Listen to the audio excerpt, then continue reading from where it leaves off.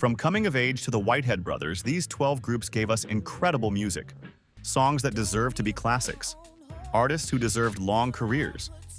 But the 90s R&B scene was brutal. Talent wasn't enough. You needed timing, luck, and the right push from your label. These artists had the talent, but the rest? It just didn't align. Still, their music survives, and if you're watching this, you're keeping their legacy alive. Thanks for remembering with us. If you loved rediscovering these forgotten gems, hit that subscribe button. Up next, we're diving into 15 more 90s R&B groups you completely forgot about. Keep the memories alive.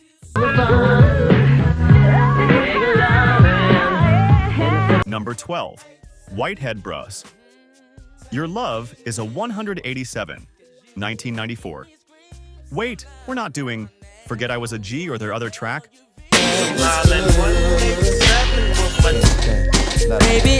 We're talking about the Whitehead Brothers' entire vibe that got buried in the mid-90s.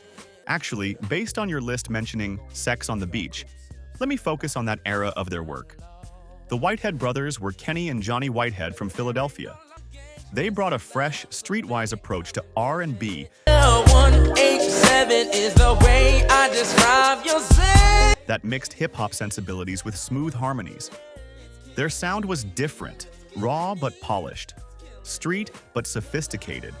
They had the potential to be the next big thing, but the industry didn't know how to market them. Were they R&B? Were they hip-hop? Maybe you can pump like a gauge or go fast. The confusion killed their momentum. Radio played them for a minute, then moved on. Their album didn't get the promotional push it deserved. And just like that, the Whitehead Brothers became a footnote. What's criminal is that their music still sounds fresh today. The production holds up.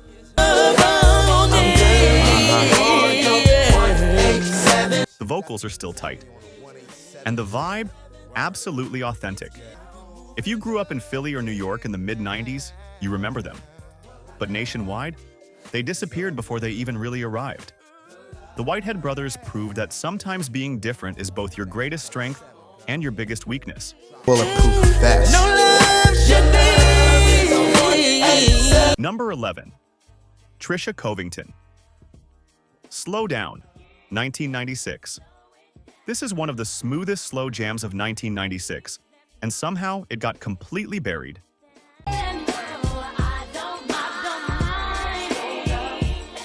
Trisha Covington was positioned to be the next big solo female R&B star. She had the voice, she had the look, she had the song. Slow Down was sexy without being over the top. The production was lush, and Trisha's vocals absolutely captivating.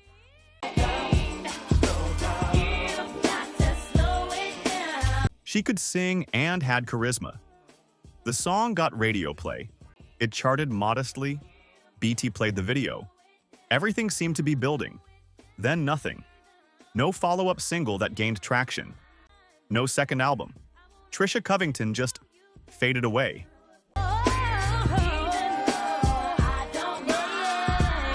What happened? Label politics, industry changes, bad timing, all the usual suspects that kill promising careers. But Slow Down remains a hidden gem, the kind of song that true 90s R&B fans remember and cherish. If you were making slow jam mixtapes in 1996, this was on there. That's right. Somewhere between Aaliyah and Changing Faces, Trisha Covington was holding it down. She deserved better. The song deserved better. But that's the music industry. Sometimes the best songs don't win. Sometimes talent isn't enough. Number 10. Sean Levert. Put Your Body Where Your Mouth Is, 1995. Sean Levert had R&B royalty in his blood. His father was Eddie Levert of the OJs. Put your body where your mouth is. Come on, swear I'm gonna love. His brother Gerald was leading Levert to major success. So when Sean went solo in the mid-90s, expectations were high, and Put Your Body Where Your Mouth Is showed he had the goods. The song was confident, sensual, and built on a groove that made you move. Sean's voice had that Before you take me too far, babe. Levert family smoothness, but with his own edge. Radio played it. The album got released. But somehow, Sean never broke through the way everyone expected. The problem?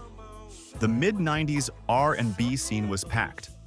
R. Kelly, D'Angelo, Maxwell, You got me yearning. Genuine, all fighting for space. Being good wasn't enough. You had to be undeniable. Sean Levert was good, really good. But in that competitive landscape, good got overlooked. Tragically, Sean passed away in 2008 at just 39 years old. You said you turn me on. Show me what you're talking about. Show me what you... His potential was never fully realized. His legacy remains what could have been. But put your body where your mouth is proves he had the talent. He had the name. He just needed the timing and the luck. And sometimes, you don't get both. The sweet talking now. Put your body where your mouth is. Put your... Number 9. Sweet Sable. Old Time's Sake, 1995. Sweet Sable was a female duo that should have been huge. Sherika Sugar Moore and Tanoya. I want you to love me down. T.T. Moore brought harmonies, attitude, and style. Old Time's Sake was their breakout single, a mid-tempo jam about rekindling an old flame. The production was classic mid-90s R&B. The harmonies were tight, and the vibe was perfect. We were meant to be. You. The song charted, got radio play. BT played the video. Sweet Sable looked like they were on their way. Then the follow-ups didn't connect. The momentum stalled. And by the late 90s, Sweet Sable was done.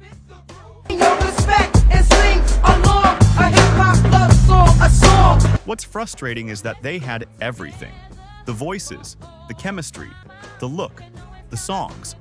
But the 90s R&B landscape was brutal for female groups. If you weren't TLC, SWV, or Xscape, you were fighting for scraps.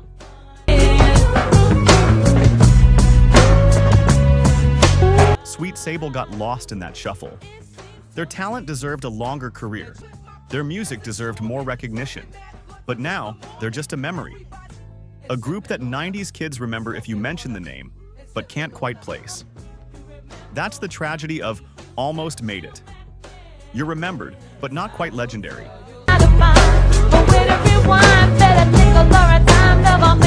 Number 8. Sam Salter. It's On Tonight, 1997. Sam Salter had one of the smoothest voices of the late 90s. It's On Tonight proved he could hang with anybody in the game.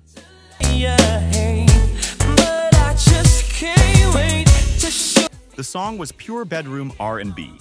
The production by Sean Puffy Combs gave it that bad boy polish. And Sam's vocals? Absolutely silky. Radio loved it. The ladies loved it. Sam Salter looked like the next big thing in R&B, but his debut album underperformed.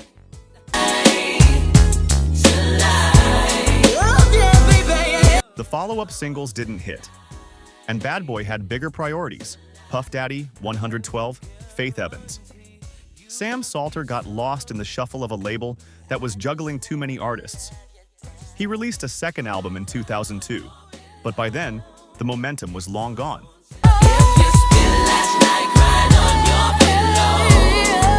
R&B had moved on, and Sam Salter couldn't recapture the magic. What's sad is that It's On Tonight is still a great song. It still sounds smooth. It still sets the mood. It still works. But Sam Salter? Most people under 30 have never heard of him.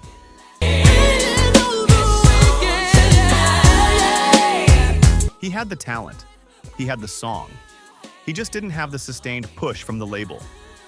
And in the music industry, that's all it takes to go from next big thing to remember that guy?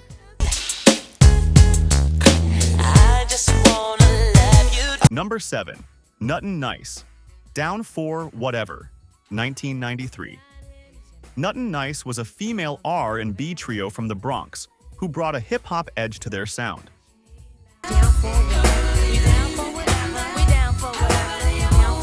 Down for Whatever was their breakout single. The song had swagger, the harmonies were tight, and the production captured that early 90s New Jack Swing vibe perfectly. The video got played on BET, radio stations picked it up. Nuttin' Nice looked like they were ready to compete with SWV and En Vogue. But their album didn't perform well. I just wanna satisfy you. Lay back, let me ride you, boy. Internal issues plagued the group, and by the mid-90s they'd broken up. What makes their disappearance frustrating is the wasted potential. They had chemistry, they had style, they had a sound that connected with the streets. But the music industry chewed them up and spit them out before they could really establish themselves. Down for whatever. Second down for whatever. I'm down for whatever. I'm down for whatever. While Nuttin' Nice became another example of a talented group that couldn't survive the business side of music. Their music still slaps though. And for those who remember, Down for Whatever was that song for a moment. Then the moment passed. And Nuttin' Nice passed with it. Down for whatever. I'm just down for whatever. Down for whatever. Down for whatever. Number 6. Vibe. Warm Summer Days, 1994. Vibe was a Philadelphia quintet that brought harmonies, soul, and a classic R&B sound to the mid-90s. Don't want it to end when the ball begins. Warm Summer Days was the perfect summer song. Smooth production, tight harmonies, a vibe that made you want to cruise with the windows down. The group had serious vocal talent. They could harmonize with anybody, and their live performances proved they were the real deal.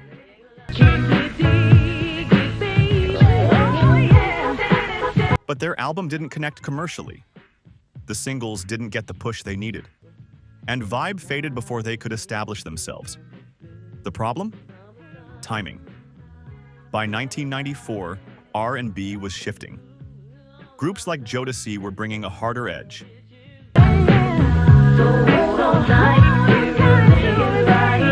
Boys II Men owned the ballad lane.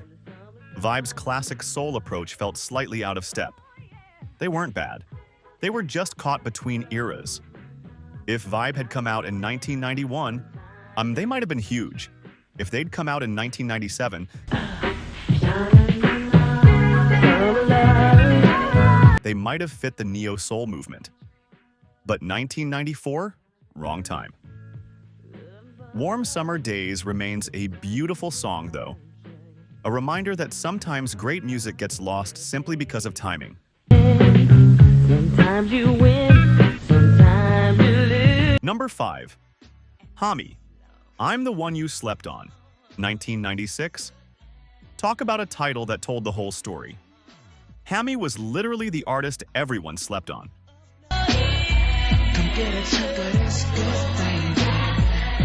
This R&B singer had pipes, the kind of voice that could go toe-to-toe with Keith Sweat or Gerald Levert. And I'm the One You Slept On showcased every bit of that talent. The song was confident, almost defiant. The production was solid mid-90s R&B.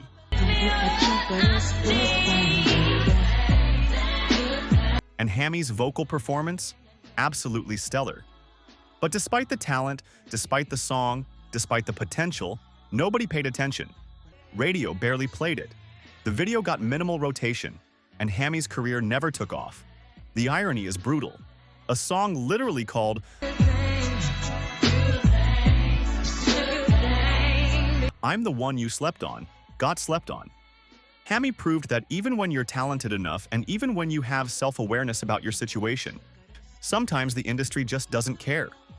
The song remains a deep cut for true 90s R&B heads. The kind of track you play for someone and they say, wait, who is this? This is fire. Yeah, exactly, that's the point. Hami was fire, and the industry let that fire burn out before anyone noticed.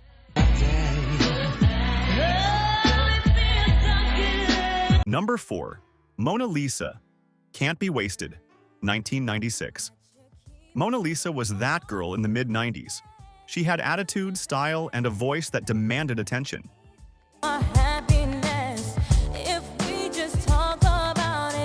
Can't Be Wasted was her statement record.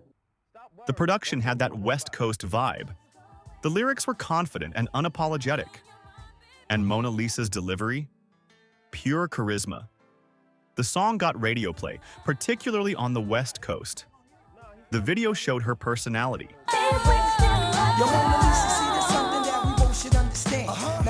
Everything seemed to be building towards something big. But the follow-ups didn't connect. The album underperformed, and Mona Lisa couldn't maintain momentum.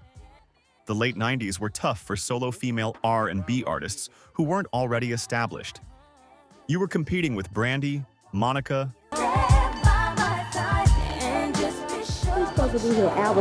Aaliyah, and a dozen others. Mona Lisa had talent. But talent alone doesn't guarantee success. She faded from the mainstream, though she continued working in music for years. But as a commercial artist, Can't Be Wasted was her peak.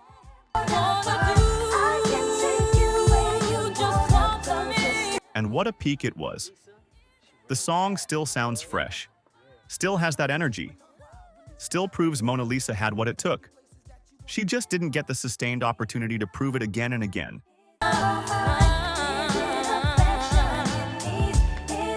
Number 3. Drama. See Me, 1997. Drama was a female duo from Chicago who brought that Midwest soul to the late 90s R&B scene. See Me was their moment.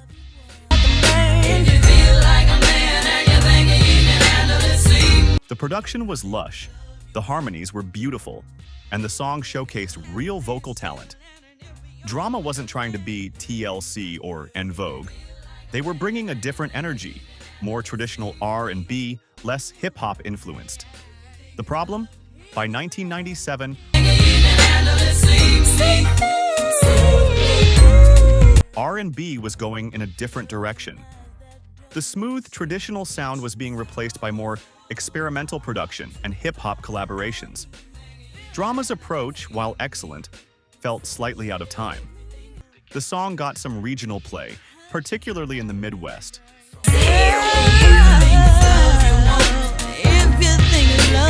But nationally, it didn't break through. Drama released their album, did some promotion, and then disappeared. No second album. No follow-up singles that charted.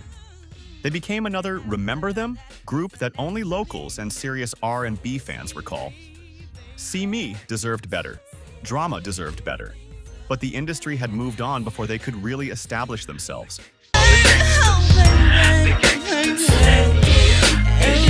Number 2. Tonex. Bout I'm Gonna Make You Mine, 1997. Before Tonex became a controversial gospel music innovator,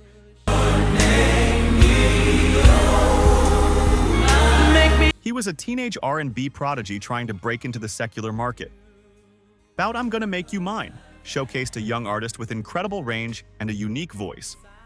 The production was quirky and fresh, and Tonex's vocal gymnastics were impressive.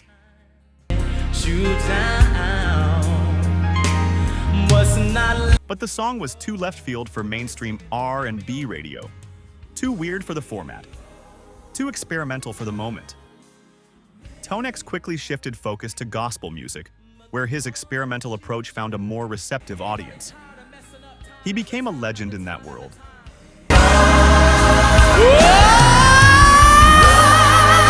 But his brief secular R&B moment? Forgotten by most. Bout I'm Gonna Make You Mine remains a curiosity. A glimpse at what could have been if Tonex had stayed in R&B and if the industry had been ready for his unique approach. Sometimes being ahead of your time means being forgotten in your time.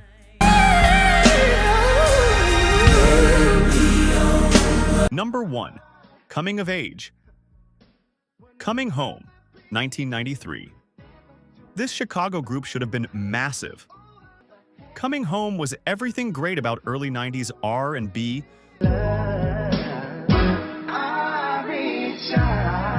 Smooth harmonies, heartfelt lyrics, and production that still sounds incredible today. Coming of Age had the complete package. They could sing, they had chemistry, and Coming Home proved they could create timeless music. The song got radio play. The video was on BET.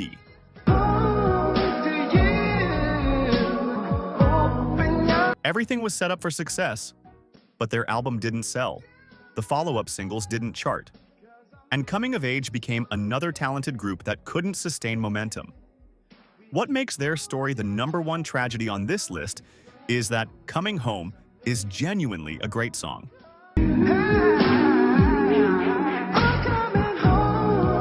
Not just good for its time, great, period. The harmonies are pristine. The emotion is real. The production is flawless. And this should have been the song that launched a decade-long career. Instead, it became a memory, a deep cut that only true 90s R&B fans remember.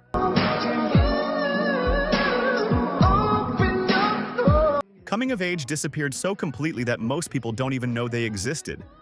But Coming Home exists. And it's beautiful. That's the tragedy and the triumph. The music survived even when the artist didn't.